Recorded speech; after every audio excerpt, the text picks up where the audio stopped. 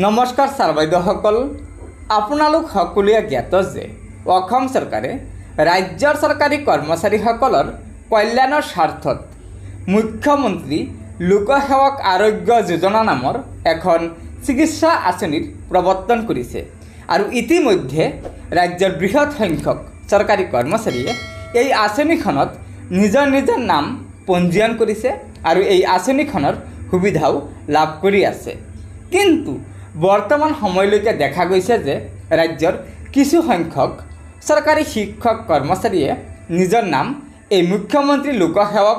আৰোগ্য যোজনা পৰ্টেলত পঞ্জীয়ন কৰা নাই, যাৰ কাৰণে অসম চৰকাৰৰ শিক্ষা বিভাগে এই পত্ৰখনৰ জৰিয়তে ৰাজ্যৰ প্ৰতিখন জিলাৰ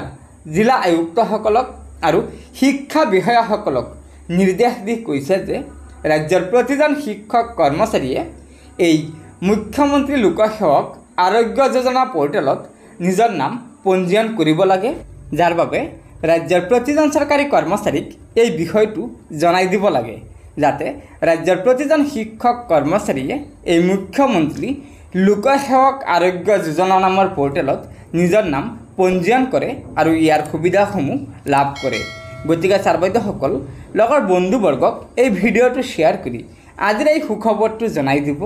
আৰু নতুনকৈ অহা ছাৰ বাইদেউসকলে অনুগ্ৰহ কৰি আমাৰ এই চেনেলটো ছাবস্ক্ৰাইব কৰি ল'ব। ধন্যবাদ।